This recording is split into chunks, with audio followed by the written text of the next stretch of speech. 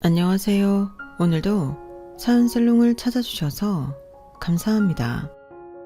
저는 열등감과 질투로 똘똘 뭉친 며느리에게 최고의 교훈을 선사한 60대 여성입니다. 저는 며느리가 딱 하나 있는데요. 아들이 둘인데 큰아들은 자유로운 삶을 추구해서 평생 결혼을 안 하겠다고 종지부를 찍었거든요. 그래서 처음이자 마지막이 될 며느리를 무척 귀하게 여겼어요. 게다가 제가 시댁살이를 경험한지라 저희 시어머니처럼 되고 싶지 않아서 더 노력했죠. 그런데 며느리가 저를 미워하고 싫어했어요. 처음에는 이유를 몰랐죠. 그런데 여러 사건들을 통해 며느리에게 열등감과 질투가 있다는 걸 알았어요. 처음엔 며느리가 느끼는 열등감과 질투가 제 잘못인 것 같아서 더 아끼고 잘해줬어요. 하지만 며느리는 더욱 싫어하는 감정을 숨기지 않더라고요. 그러다 사건이 생겼어요. 제가 며느리에게 잘 보이기 위해 손자가 가장 좋아하는 치킨을 시장에서 사서 들고 갔는데 며느리가 글쎄 그걸 쓰레기통에 버리더라고요. 저는 울면서 집으로 갔고 복수는 시작되었어요. 지금부터 그 얘기를 해드릴게요. 저는 26에 딸기 농사를 짓는 집안의 맏며느리로 시집을 갔어요. 맏며느리라서 그런지 첫 며느리라서 그런지 저는 시댁에서 살게 되었어요. 시댁살이가 무척 심했다는 말은 아까 말씀드렸죠? 저희 시어머니는 정말 무서운 호랑이 선생님 같았어요. 시어머니는 제가 맨발로 돌아다니는 걸 무척이나 끔찍하게 생각했고 무조건 종아리가 반쯤 가려지는 치마를 입게 했어요. 그리고 한여름이어도 긴팔을 입게 했죠. 제가 몸에 열이 무척 많은 편인데 그래서 가을에도 땀띠를 달고 살았어요. 그리고 그해 겨울에 저는 첫 아이를 임신했는데 시어머니는 자기도 임신을 했을 때 다 했던 일이라며 여전히 똑같은 강도로 집안일을 시켰어요. 그런 걸 생각하면 제가 어떻게 그런 시어머니와 살면서 사남매를 낳았는지 모르겠어요. 게다가 제가 연년생으로 첫째와 둘째 아들을 낳았는데요.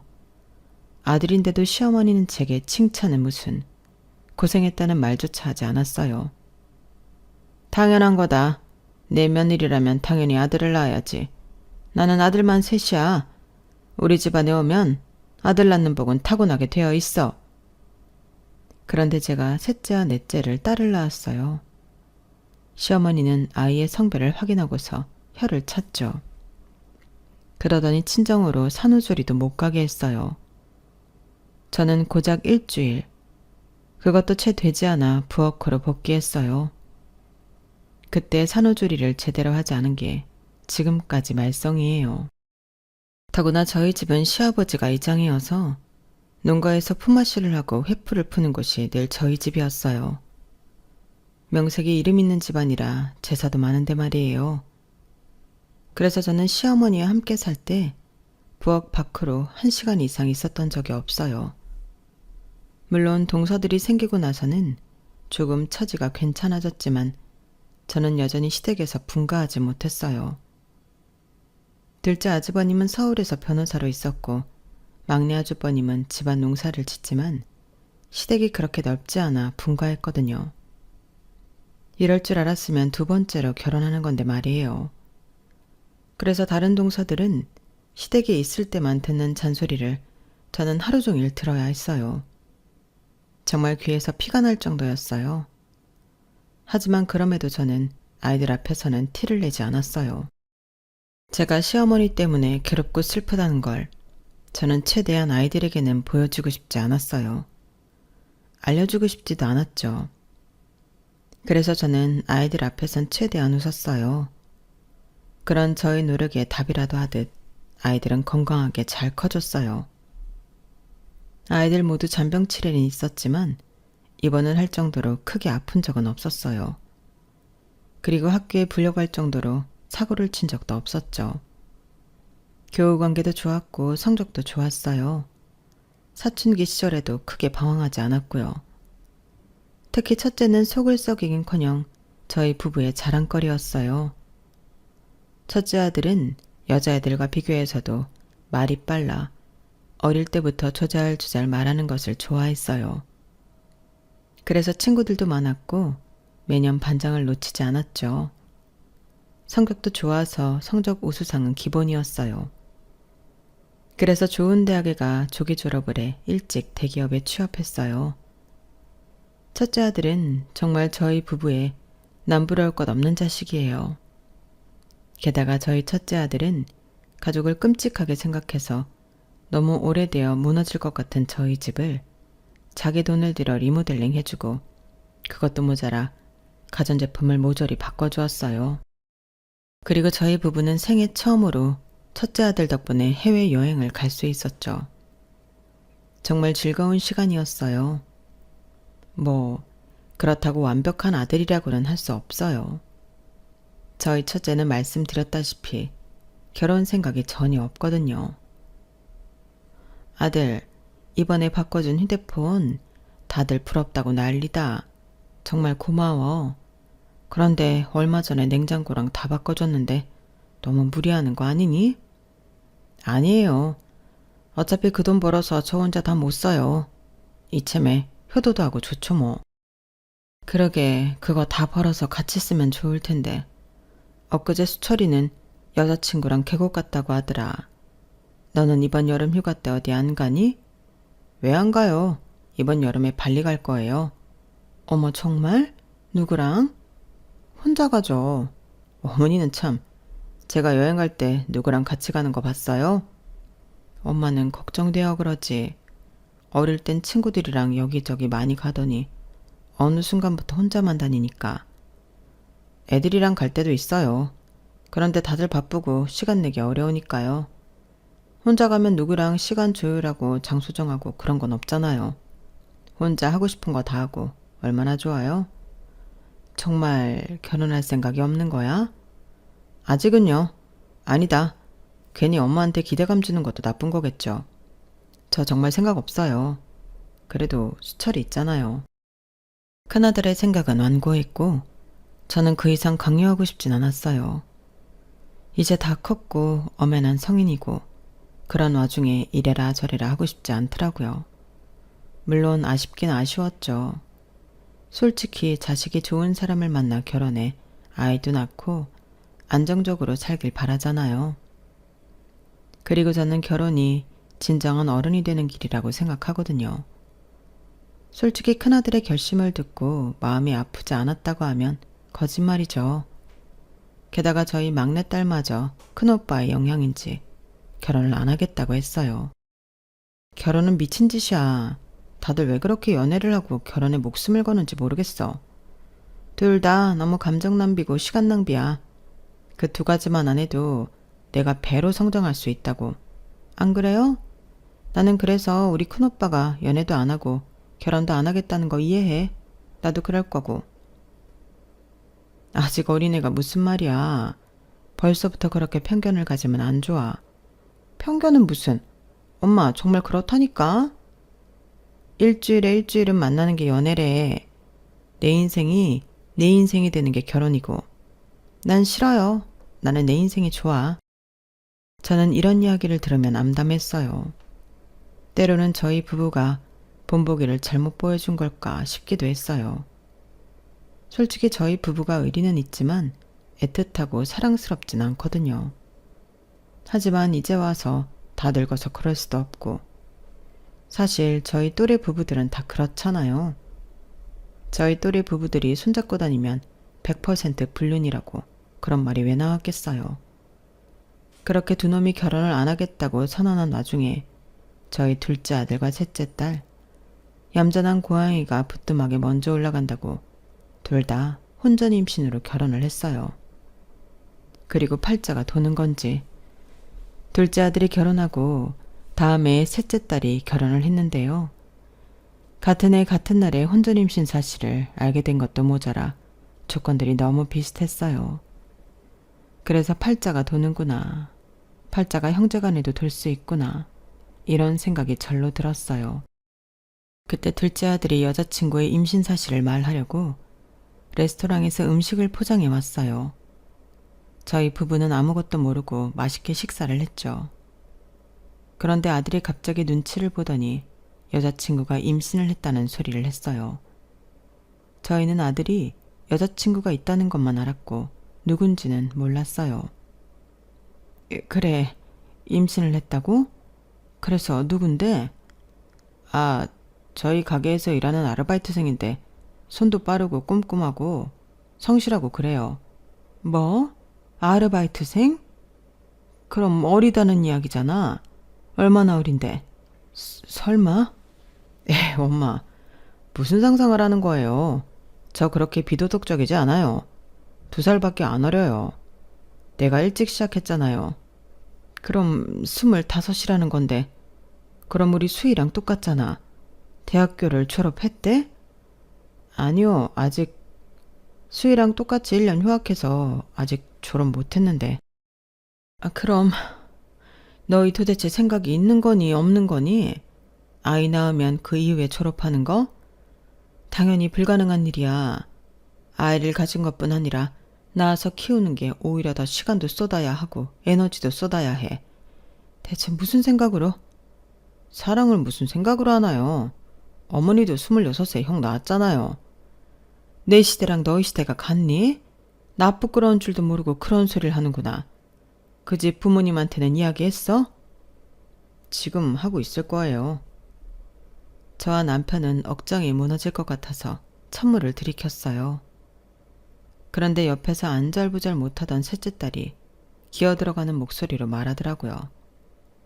엄마, 아빠 사실은... 뭐? 똑바로 얘기해야지. 저도 임신했어요. 뭐? 네가 언제 남자친구가 있었어? 늘 있었는데 그냥 말할 필요가 없어서 이야기 안 했을 뿐이에요. 넌 누군데? 대체 어떤 놈이 내 딸을?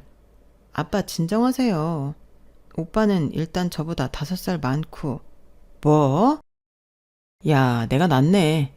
나는 2살 차이밖에 안 나는데 5살 차이면 너랑 완전 아저씨 아니야. 오빠는 좀 조용히 해라. 그리고 직업은 작곡가예요. 대형 기획사에서 음악 만들고 있어요. 하여튼 너는 예술병 있는 애들만 좋아한다니까. 대중음악이라 꼭 순수 예술인 건 아니거든. 나랑은 달라. 더 어른스러운 사람이라고. 그래서 나도 바뀌었어요. 대중문학도 써보려고요. 드라마나 연극이나 뮤지컬도 좋고요. 이게 다 오빠가 바뀌게 해줬어요. 그럼 뭐하니? 너 임신했다며. 임신한 상태에서 글을 잘 쓸 수 있겠어? 네가 지금 임신한 지 얼마 안 돼서 할 수 있을 것 같지만 몸 무거워지고 신체 변화 오기 시작하면 의자에 앉아있는 것도 힘들어. 그리고 아까도 얘기했지만 아이를 낳으면 그만큼 너한테 쏟을 수 있는 시간이 없어. 너 절필하게 될지도 모른다고. 그리고 이대로 학교 자퇴하면 소문도 날 거고. 소문은 상관없어요. 사실이니까. 엄마, 나는 정말 나을 거예요. 오빠랑 같이 있으면 행복하니까. 나답게 해주는 사람이에요. 그래도 소설가가 되겠다며. 아직 등단도 못했는데 이렇게 애엄마 되면 억울하지도 않아? 엄마는 대체 어느 쪽이에요? 큰오빠랑 막내한테는 결혼 안 한다고 뭐라고 하고 저랑 작은 오빠한테는 결혼을 왜 하냐고 하고 그렇게 말해도 돼요? 상황이 다르잖아. 이렇게 급하게 결혼할 필요가 있냐는 거지. 완벽한 상태에서 결혼하려면 40이 넘어서도 못해요. 저는 무조건 오빠랑 결혼할 거예요. 오빠도 그 사람이랑 꼭 결혼할 거잖아? 맞아요. 할 거예요. 저와 남편은 뒷목이 아팠어요. 솔직히 아들과 딸의 힘겨운 미래가 뻔히 보여서 말리고 싶었어요. 하지만 딸의 말이 틀린 것도 아니었어요. 누구는 결혼하라고 하고 누구는 하지 말라고 하고 상대에 따라 다르게 말한 제가 불공평하긴 했어요. 그리고 어떻게 하겠어요. 아이가 이미 뱃속에 생명이 있는데요. 제가 무작정 지으려고 할 수 있는 권리가 있는 것도 아니고 아들과 딸 모두 의지가 확고했어요. 그래서 저희 부부는 결혼을 허락했어요. 그리고 저희 부부는 고난을 맞이해요. 처지가 비슷한 결혼이잖아요. 혼자 임신해 여자들이 더 어리고 졸업도 못했고. 차라리 제 자식이 둘 다 딸이거나 둘 다 아들이었으면 그렇게 어렵진 않았을 거예요. 특히나 남편과 저는 상견례에서 너무 괴로웠어요. 아들 상견례에선 제 딸이 생각나서 고개를 조아리게 되고, 딸 상견례에선 저희 아들이 생각나 상대 가족이 미워도 미워할 수 없게 되었죠. 특히 저는 사위 될 사람과 그 가족이 너무 미웠어요. 제 딸 인생을 망친 사람 같았거든요. 그런데 아들 상견례 뒤에 딸 상견례를 했다 보니 이해까진 아니지만 대놓고 미워하고 욕을 하고 비상식적으로 굴 수 없더라고요. 오히려 아들 상견례가 의아했어요. 상대 측 부모가 저희에게 화를 내지 않더라고요. 오히려 저희 아들을 칭찬했어요. 저는 그렇게 생각합니다. 남자라는 생물은 자기 여자를 지켜야 하고 그러기 위해선 배포가 있어야 한다고요. 그리고 그게 바로 사업이죠. 저는 최서방이 사업을 하고 있고 번창하고 있다는 게 정말 기특하고 마음에 듭니다. 그리고 제가 이제껏 잘 봐왔습니다. 우리 최서방이 제 딸 사장으로 있으면서 철저하게 계산하되 너그럽고 친근하게 행동하는 모습을 잘 봐왔어요. 모르셨겠지만 저희 식구들끼리 최서방 가게에 가서 식사를 한 적도 있습니다. 그때 저를 모르면서도 무척 친절하게 대하더군요. 그때도 점수를 더 줬습니다, 제가. 그러셨습니까? 저희 아들을 잘 봐주셔서 감사합니다. 너무 그렇게 죄인처럼 있을 필요 없습니다. 순서만 바뀌었을 뿐이지 다들 거쳐가는 일 아니겠습니까? 너무 염려도 하지 마시고 너무 죄송해하지도 마십시오. 저희 딸도 뭐 잘하기만 했겠습니까? 그렇게 말씀해 주시면 감사하죠. 네네. 저희는 최서방이 저희 집 식구로 와서 정말 기쁩니다. 자자, 다들 한잔 하시죠. 사돈어른은 저희 둘째 아들을 칭찬하기를 서스럼 없이 했어요. 들어보니 사돈어른이 양말 공장을 운영하는 것 같더라고요. 양말 공장이 가족회사인 모양이었어요. 안사돈과 사돈총각도 양말 회사에 있는 눈치였어요. 아무튼 자기 사업을 한다는 유대감이 저희 아들을 돋보이게 한 모양이에요. 그래도 다행이죠. 저 사실 아들 상견례 때 무척 긴장했거든요. 하지만 그게 불행의 서막이었어요. 둘째 아들이 결혼한 지 5년이 되었을 때 저희 부부와 그렇게 반대한 일이 일어났어요. 둘째 아들이 자기 장인어른 공장을 웃돈 주고 산 거예요. 그걸 어떻게 알게 되었냐면 며느리가 저희 집에 와서 말실수를 했거든요. 어머님, 별다방 아시죠? 거기서 뭐 가지고 싶은 거 있으세요? 쿠폰도 좋고 텀블러도 좋고요. 그건 갑자기 왜? 뭐 텀블러는 있으면 좋지. 그쵸? 그럼 분홍색이 좋으세요? 아니면 파란색? 요새 새로 나왔어요. 그런데 그거 비싸지 않니? 비싸면 안 사줘도 된다.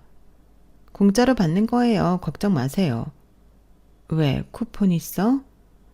아빠한테 전화하면 돼요. 사돈어른이 별다방 내셨니? 네, 그냥 부업으려. 내가 알기로는 별다방 내려면 건물 지어야 한다고 하던데. 사돈어른 건물 사셨니? 무슨 돈으로? 저와 남편이 묻자 며느리는 무척 당황했고 옆에 듣고 있던 둘째 아들도 당황했어요. 그러더니 실토를 하더라고요. 사실 장인어른 공장 정리하셨어요. 파시고 그 돈으로 건물 사셔서 별다방 내신 거예요. 네, 그런 거예요. 이제 아빠도 나이 드셔서 관리하기 힘들다고 하셨거든요. 그 말은 전에 들어서 알고 있다. 그래서 네가 샀니? 저번에 그렇게 말했잖아. 요새 양말 공장 전망이 어떠냐고 나한테 물었잖아. 그래서 내가 말했지. 양말 그거 얼마나 한다고 팔아봤자 네 몫으로 떨어지는 것도 없을 거라고. 게다가 요새 해외에서 더 싸게 수입한다는데 별 가망 없을 거라고. 내가 그랬잖아. 네? 기억하세요?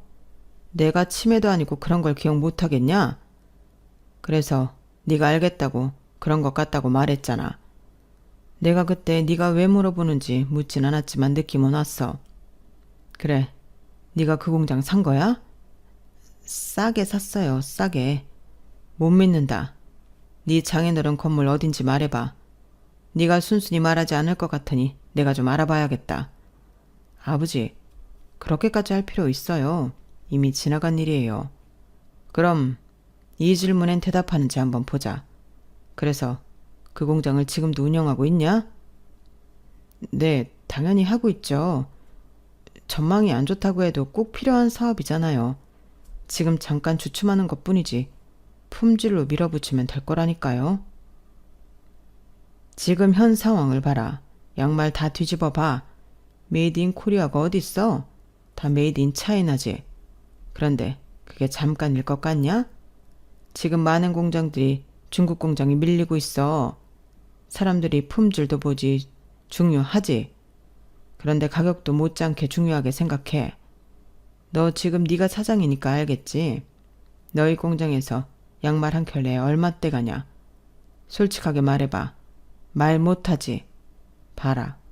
그게 지금 양말 산업의 현실이다. 아무리 죽어라 품질을 높여봐라. 가격도 같이 올릴 거면서. 그럼 말짱 도루묵 아니냐? 너희 장인어른은 어떻게 자기 사위한테 망해가는 사업을 웃돈 주고 팔 생각을 하는 거냐? 널 가족으로 생각하긴 한다니? 아버지는 지금 옆에서 듣고 있는데 네 장인어른이 손 뗐으면 안사돈이랑 사돈총각은 지금 그 회사에 그대로 있어? 아니요, 다들 다른 일 하시죠. 아휴, 내가 이럴 줄 알았어. 그 사람들이 너한테 똥 싼 거야. 쥐뿔도 모르는 너한테 뒤집어 씌운 거라고. 아버지, 그래도 저 몇 달은 배운 뒤에 인수받았어요. 어떻게 흘러가는지 그 정도는 안다고요. 그리고 저 브랜드도 만들 거고 수출도 할 거예요. 그러니까 무시하지 마세요. 몇 달? 몇 달 배워서 전반적으로 공장 상황을 다 안다고? 솔직히 말해. 네가 들어가고 매출 더 떨어졌잖아. 너 지금 하는 가게 넘기고 양말에 집중할 수 있어? 그럴 생각도 없지. 고작 양말인데. 안 그래? 내가 장담하건대 네가 양말 공장에 목숨을 걸지 않는 이상 걸굴 헛값에 공장 팔게 될 거다, 멍청한 놈. 네가 그렇게 정으로 사업하지 말라고 했는데 너는 그 정이 문제야. 사업을 할 때 냉정하게 사람을 봐야 한다고. 저번에 네 가게에서 계속 손님이랑 싸운 주방 이모, 너 계속 데리고 갔지? 그분은 사정이 딱해서 갑자기 그 이야기를 왜 하세요? 왜 하긴 해야 하니까 하지. 그 아줌마 사정을 왜 네가 봐줘야 해? 설명해봐. 그럼 사장인 제가 봐주지 누가 봐줘요. 그래서 네 가게에 손실이 어느 정도 있었는지는 확인 안 했냐? 사업은 냉철한 머리로 하는 거야. 내가 말했지. 너는 절대 사업하면 안 된다고. 사업할 조건이 안 된다고. 아, 그래서 딸기 농장도 저 안 주시려고요? 냉정한 머리를 가진 형한테 다 주려고요? 뭐? 제가 그 속셈을 모르는 줄 아세요? 저도 다 알고 있어요. 아버지가 무슨 생각을, 무슨 미래를 그리는지 다 알고 있다고요. 아버지, 요새 형한테 자주 전화하죠? 그래서 언제 일 그만두고 고향으로 내려올 거냐고. 내려오면 집에서 살지 말고 아파트 얻어준다고 그러시잖아요. 딸기 농장 다 형 주려고. 그렇게 제가 어렵게 사는 걸 알면 저한테도 좀 기회를 주셔야 하는 거 아니에요? 그래, 너 말 잘했다. 내가 왜 너한테 딸기 농장에 딸자도 안 꺼내는 줄 아냐? 네가 그렇게 감정적으로 구는데 내가 어떻게 너한테 믿고 맡기겠냐? 너도 알다시피 이 농장 내 할아버지 때부터 대대로 이어온 농장이다. 내 아래에서 끊게 할 수 없어. 여보, 진정해요. 일단 지금 너무 상처만 주는 것 같으니 그만해요. 너도 흥분 좀 가라앉히고 그만하렴. 아버지는 네가 걱정되어서 그러는 거야. 우리도 속상해서 그러는 거야. 부모가 자식 잘 되길 바라는 게 정상적인 거 너도 부모가 됐으니 알잖니. 그런데 엄마도 그렇게 생각한다. 너의 방법이 잘못되었다는 건 아니지만 네가 너무 정만 보고 모든 걸 결정한다고. 그 결과가 어땠는지 나보다 네가 더 잘할 거라고 생각해. 아버지 말이 세서 그렇지 다 똑같은 말이야. 그러니까 그때 가만히 듣고만 있던 며느리가 소리를 지르며 일어났어요. 다들 그만하세요. 아가야, 정말 너무들 하시네요. 저희 부모님이 남편한테 강매라도 했다는 말씀이세요? 아니, 우린 그런 게 아니라 그 공장, 저희 아빠가 공장장으로 시작해 정말 열심히, 피땀 흘려서 열심히 해서 사장까지 오른 공장이에요. 그 공장을 기꺼이 남편이 살 수 있게 저희 아빠가 배려한 거라고요. 그런데 어떻게 그렇게 심한 말을 하세요? 기꺼이 배려한 거라고? 아가야, 그건 좀 아니지 않니? 그럼 정말 저희 부모님이 강매라도 했다는 말씀이세요? 그럼 이야기해봐라. 우리 아들이 얼마 주고 샀는지 여기서 네가 아는 만큼 이야기해봐. 정말 너무들 하시네요. 설마 저희 아빠가 건물주 되었다고 질투라도 하시는 거예요? 두 분 다? 그럼 아버님도 딸기 농장 팔아서 건물 사시면 되잖아요. 누가 질투를 한다는 거냐? 말 돌리는 것 보니 웃돈 주고 판 모양이지? 지금 그 말 모욕적이네요. 저희 아빠가 무슨 사기꾼도 아니고. 그러니까 말해봐라. 얼마 주고 팔았는지. 됐어요. 어머님 아버님은 처음부터 그러셨어요. 저희 부부가 제가 잘 되는 꼴을 못 보죠. 저희가 처음으로 집 살 때도 그러셨잖아요. 그 전에 아가씨가 48평 새 아파트 들어갈 때는 잘했다 했으면서 저희가 52평 새 아파트 들어간다고 하니까 무슨 그렇게 큰 집이 필요하냐. 관리도 힘드니까 그냥 작은 집으로 가라고 그러셨잖아요. 그야 걔네들은 애가 둘이고 셋째 준비까지 하니 그렇지. 너희는 유민이 하나뿐이잖아. 저도 둘째 갖고 싶어요. 그런데 아무리 노력해도 제가 시댁에서 매번 스트레스를 받으니까 생길 애도 안 생기잖아요. 두 분 다 제가 애 하나 딸랑 낳고 집에서 놀면서 자기 아들 인생 조졌다고 생각하죠? 근데 우리 집에선 그렇게 생각 안 해요. 아드님이 제 인생 조져놨다고 생각하죠. 아드님만 아니었으면 저 멀쩡하게 졸업하고 박사까지 따서 교수했을 거예요. 아시겠어요? 너 아이 낳겠다고 우리한테 찾아온 건 너희들이잖아. 우리가 다시 생각해보라고 해도 너희들이 무조건 하겠다고 했잖아. 그래요. 저는 다시 돌아가도 우리 유민이 낳을 거예요.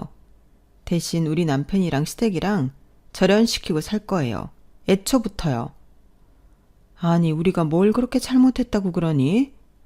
이제껏 제가 한 말 이해 못하셨어요? 기억이 안 나세요? 저는 이렇게 새록새록 기억이 나는데요. 집만 그래요. 아가씨도 집에서 놀고 저도 집에서 살림하는데 아가씨한테는 직장 이야기 안 하면서 저한테는 일과할 거냐고 물어보고 제가 일을 구했으면 좋겠나 봐요. 왜요? 어머님 아들 고생시키는 거 보기 싫어서요? 그럼 아가씨한테도 그래야죠. 아가씨도 남편 돈 축내는 거 아니에요? 왜 저한테만 그러세요? 걔랑 너는 할 수 있는 일이 다르잖니. 너는 회사에 들어가면 되지만 수희는 글을 쓰잖니. 그래도 수희는 꾸준히 써보려고 해. 몇 번 공모전도 내고 그랬다. 그래서요. 공모전 내면 돈이라도 준대요? 지금 그 말이 아니잖아요. 그래서 아가씨 돈 벌어온대요? 그거 써서?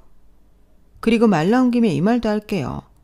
아가씨한테는 뭘 하든지 정말 뭘 하든지 우리 수희 하면서 저한테는 칭찬 한마디 안 하고 오히려 눈치 주시잖아요.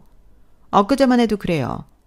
제가 어머니 소금이 유난히 짠 거 모르고 많이 넣었다고 물 많이 마시면 돼 이러고. 그건 네가 민망할까 봐 농담처럼 이야기한 거지. 두 번 농담했다간 사람 다 죽이겠네요. 며느리는 생전 처음 보는 눈으라고 저희 부부를 노려봤어요. 그리고 둘째 아들이 며느리를 진정시키고 집을 나섰죠. 저희 부부는 당황스러우면서 동시에 며느리에게 미안하기도 했어요. 어찌 되었든 충분히 차별받았다고 느낄 수 있겠더라고요. 저도 그랬거든요. 변호사던 둘째 동서와 은근히 저를 차별하던 시어머니에게 서운함을 느꼈었어요. 그래서 저희 부부는 며느리에게 조금 더 다정하게 굴기로 약속했죠. 그렇게 5년 동안은 정말 남편과 저는 며느리를 조심스럽게 대했어요. 그래서 그때처럼 큰 소리가 오고 가진 않았죠. 하지만 그렇다고 사이가 살갑고 애틋해진 것도 아니었어요. 좀 애매했죠. 특히 며느리가 저희 부부를 의심하는 게 눈에 보였어요. 그러다 남편이 아들만 따로 불러서 계속 적자인 양말 공장을 폐업하라고 일침을 두었어요. 이제 그만큼 끌고 갔으면 됐다. 너도 노력 많이 했어. 사업에서 놓아주는 것도 일이야. 이제 그만 놓아주고 다른 걸 하든지. 아버지, 오늘 저만 부른 이유가 이거예요? 조금만 더 저를 믿어주실 순 없어요? 이제 막 제 브랜드 론칭하기 시작했는데 한순간이라고요. 이제 대박 나는 건 한순간이라니까요. 그래서 실적이 어떤데?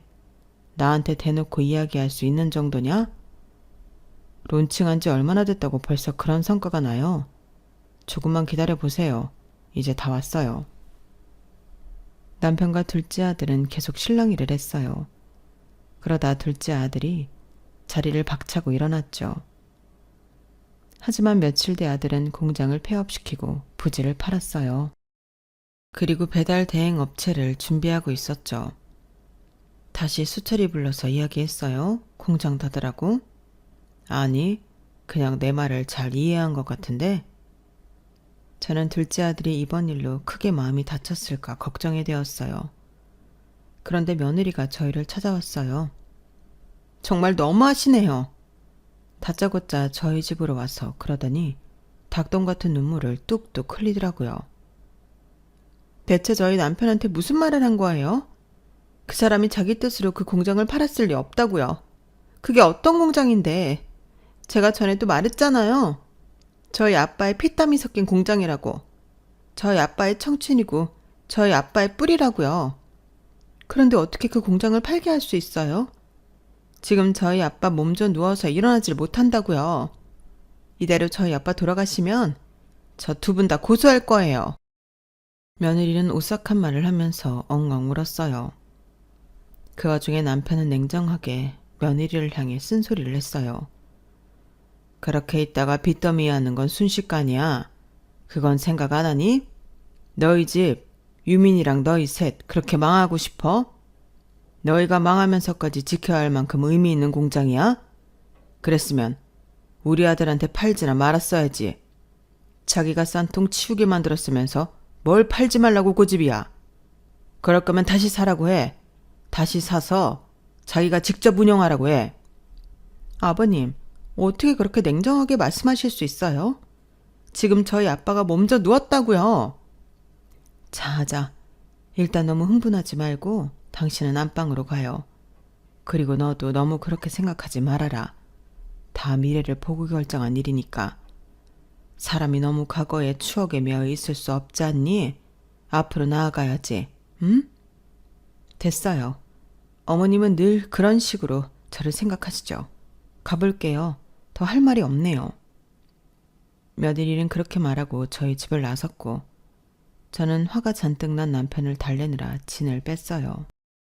그리고 다음날 저는 며느리가 신경 쓰여서 며느리의 보물인 제 손주가 가장 좋아하는 치킨을 시장에서 사들고 찾아갔어요. 문을 두드리니 손주가 나오더라고요. 할머니, 그래 우리 유민이 잘 있었니? 할머니가 네가 제일 좋아하는 치킨 사왔다. 와, 신난다. 엄마 지금 먹어도 돼요? 어쩜 그렇게 우리 아들을 많이 닮았어? 너희 아빠도 너만 했을 때 치킨을 제일 좋아했어. 혼자서 한 마리를 다 먹었다? 우리 유민이도 할 수 있나 볼까? 할 수 있죠. 그렇게 화기애애하게 손주와 대화를 나누는데 며느리가 치킨 봉투를 휙 하고 낚아챘어요. 그리고 한숨을 푹 쉬더니 쓰레기통에 버렸죠. 더러운 시장닭을 어떻게 먹여요? 유민아, 나중에 엄마가 로스구이 해줄게. 너 지금 뭐 하는 거니? 며느리는 제 말을 듣는 둥 마는 둥 손주를 방으로 들여보냈어요. 제가 당황스럽고 화가 나서 지금 뭐 하는 짓인지 물었죠.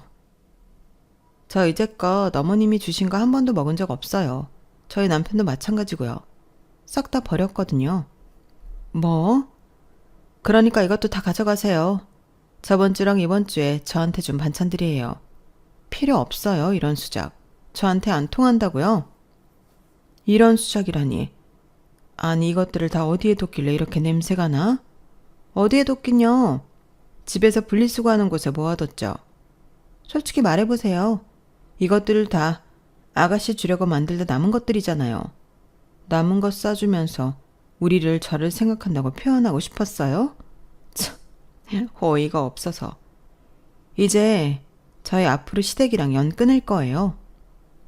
아니 그건 대체 무슨 소리냐? 가족 사이에 어떻게 연을 끊어? 왜 못 끊어요? 요새 천륜이 어딨다고. 안 보면 그만이죠.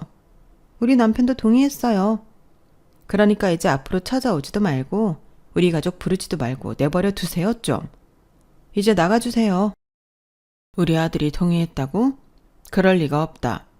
우리 아들이 우리랑 연 끊는 걸 동의했을 리 없어. 우리 남편도 쌓인 게 많아요. 들어보니까 어릴 때부터 형이랑 아주버님이랑 비교했다면서요. 누구든 뭐든 잘하는 천재 아들. 누구는 그냥 아들.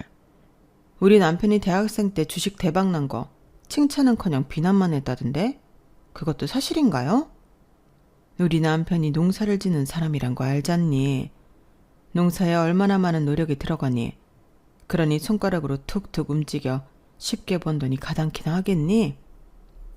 손가락 움직인다고 머리 쓰는 걸 무시했네요. 우리 남편 그 돈 벌려고 엄청 머리 썼어요. 제가 보진 않았지만 이제껏 봐온 남편은 그래요. 게다가 두 분이서 남편 사업하는 것도 반대하고. 덕분에 우리 부부가 못 만날 뻔했네요. 사업을 반대한 건 너도 오래 봤다시피 수철이가 많이 무른 면이 있어서 그런 거다. 감정이 많이 치우치고 정이 많아서 사업은 냉정한 세계니까 수철이한테 어울리지 않는다고 조언했을 뿐이야. 제가 들었던 말들 중엔 조언이라는 건 없었는데요. 그렇다고 연을 끝내만에 이런 소리는 너무하잖니? 진작에 끊었어야 했어요. 제 친정에서 그간 두 분 때문에 받은 상처를 생각하면 진작에 그만 만났어야 했다고요. 아직도 우리 아빠는 몸져 누워있는데 정말 일말의 미안함도 없네요. 그러면서 며느리는 저를 밀며 집에서 나가라고 했어요. 그렇게 저는 며느리 집에서 쫓겨나 울면서 집으로 돌아왔죠. 집에 가보니 남편이 있더라고요. 제가 울면서 들어와서 남편이 자초지종을 물었어요. 저는 설명하면서 또 울고 그러기를 반복했어요. 이것들 가만히 두면 안 되겠어. 남편이 화를 내며 일어나는 걸 제가 말렸는데 말려도 소용이 없더라고요. 남편은 반나절을 밖에 있었고 들어와서 딱 한마디만 했어요. 이제 다 해결됐으니 걱정 마. 그리고 자세한 설명은 없었어요. 그렇게 며칠 뒤 둘째 아들 부부가 저희 집을 찾아왔어요. 다짜고짜 둘째 아들이 저희 남편에게 화를 내더라고요. 아버지, 이게 무슨 일이죠? 오늘 이삿짐 센터가 저희 집에 왔어요. 다짜고짜 짐을 빼라는데 저희 집이 팔렸다고 하던데요. 남편이 둘째 아들의 말을 듣고 아무런 대답을 하지 않았어요. 그러자 둘째 아들은 미쳐 날뛰기 직전의 표정을 짓더니 서류 하나를 테이블에 던졌어요. 그리고 이건 뭐예요? 지급 명령이요? 지금 당장 그 큰 돈을 어떻게 갚아요? 제 사정 다 아시면서 이렇게 나올 수 있어요? 그러게. 나는 더 올려받을 수 있을 때 그 공장 팔라고 했다. 말을 안 들은 건 너고. 그럼 손해도 너만 봐야지. 아버지! 이제 아버지로서 내가 해줄 수 있는 건 다 했다. 나는 내가 너에게 이런 걸 해줌으로써 네가 정신을 차리길 바랐다. 그런데 지금 나한테 따지는 걸 보니 아무래도 그런 것 같구나. 집에 대한 이야기는 미리 하지 않아 미안하구나. 그래도 일단 집이 팔리게 되었으니 나한테 찾아오는 게 아니라 너와 네 부인, 아들이 살 보금자리를 만드는 게 우선 아니냐? 네가 어엿한 가장이라면 말이야. 지금 이 상황에서 제가 어떻게 집을 구해요? 지금 제가 아버지한테 배신을 당했는데 정말 너무하신 거 아니에요? 정말 형한테 하는 행동이랑 저한테 하는 행동이랑 하늘과 땅 차이잖아요. 형한테는 이렇게 한 적 없잖아요. 지금 제 처지가 형 처지면 이렇게 하겠어요? 네? 배신이라니. 그 말은 이제껏 너를 믿어준 나한테 엄청난 모욕이구나. 내가 너랑 형을 비교하고 차별했다고? 그래, 나도 사람인지라 똑같은 자식이라도 더 아끼는 자식이 있어. 그건 인정하마. 하지만 그렇다고 나는 차별하거나 미워하진 않았다. 오히려 너는 아픈 손가락이었지. 그래서 항상 안쓰럽고 안타까웠다. 그리고 생각을 해봐라. 내가 너를 차별하고 미워했다면 그 큰 돈을 왜 빌려주겠냐? 자그마치 3억이다. 네가 구렁텅이에 빠지는 게 싫어서 내가 준 돈이 3억이야. 그리고 그 아파트도 네가 네 와이프 소원 이뤄주고 싶다고 해서 내가 구해준 거잖아. 그런데도 내가 너를 차별하고 미워해? 솔직히 말해, 내가 네 형한테 52평짜리 새 아파트를 사줬냐? 아니면 3억이란 돈을 빌려줬냐? 말해봐라. 그리고 아가야, 너도 말해봐라. 네가 우리가 셋째랑 널 차별한다고 했지? 내가 셋째가 그 아파트 살 때 보태줬다고 하더냐? 그거야 저도 모르죠. 형은 딸기 농장 주실 거잖아요. 내가 피땀 흘려서 일고 내 땅이야. 내 사업이고. 너도 사업해서 알지 않냐? 당연히 냉정하게 잘할 수 있는 사람에게 맡기고 싶은 것 아니냐? 저를 못 믿으시는 거 그게 차별이에요. 넌 아직 더 커야 된다. 그걸 차별이라고 생각하는 것부터 고쳐야 한다. 그런 걸 뭐라고 하는 줄 아냐? 열등감이라고 하는 거야. 살아가면서 열등감처럼 필요 없는 게 없어. 그리고 솔직히 말해서 내가 내 아파트 네 명의로 해줄까 물었을 때 너 아니라고 한 이유가 있지? 네? 세금 내기 싫어서 그런 거잖아. 그리고 이제껏 살면서 나한테 세금 준 적 한 번도 없고. 아니에요. 그건 정말 오해예요. 그래서 내가 3억 빌려줄 땐 혹시 몰라 차용증 쓴 거다. 그걸로 지급명령 내렸고. 아버지, 정말 너무하시네요. 그리고 아가야, 너도 나한테 갚을 게 있지 않니? 내가 얼마인 줄은 잘 모르지만 네가 내 금고에 손을 댔더구나. 그러면서 남편은 CCTV를 캡처한 사진을 며느리에게 내밀었어요. 며느리가 그 사진을 보더니 화들짝 놀라더군요. 어머 아버님, 이건 정말 오해예요. 저 그러지 않았어요. 어머나, 정말 오해예요. 전 금고인 줄도 모르고. 몇 년 전에 이미 우리 막내한테 들켰다면서. 내가 물어보니 막내가 이야기하더구나. 네가 5만 원 몇 뭉치를 가방에 넣는 걸 말이야. 여보, 정말이야? 아니야, 나 그런 적 없어. 그럼 고소를 해볼까? 법 앞에서는 답이 나오겠지. 남편이 그렇게 말하니 며느리가 두 손을 싹싹 빌었어요. 그리고 닭똥 같은 눈물을 흘렸죠. 그리고 실토를 하는데 며느리가 혼자 훔쳐간 돈이 3천만 원이 넘었어요.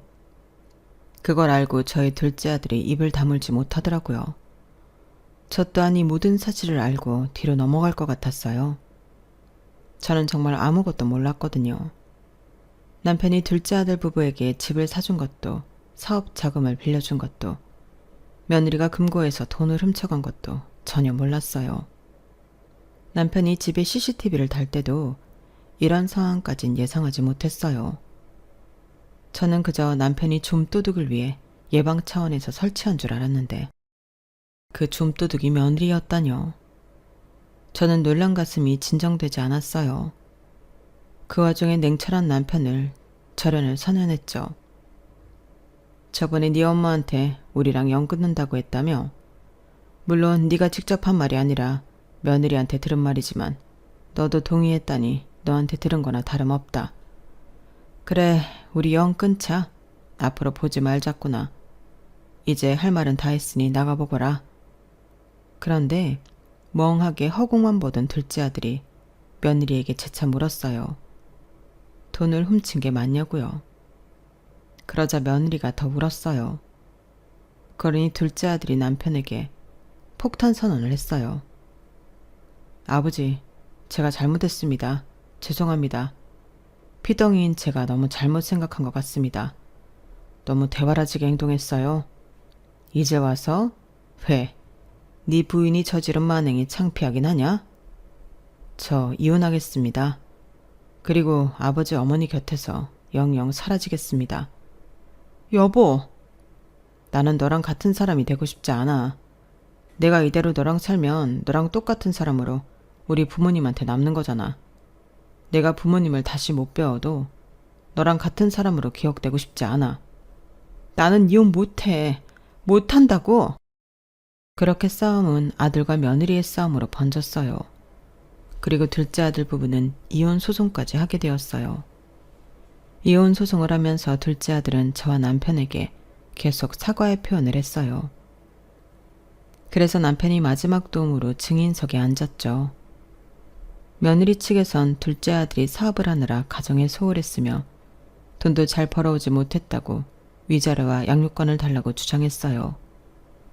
그래서 남편은 증인석에 앉아서 둘째 아들이 얼마나 처가에 헌신적이었는지, 얼마나 처가에 바보같이 당했는지를 말했죠. 저희 아들은 이렇게 언제나 자기 식구들을 생각하는 미련한 아들이었습니다. 그런 아들이 자기 가정에 소홀했다는 건 이제껏 저희 아들이 쏟은 노력을 무의미하게 만드는 말입니다.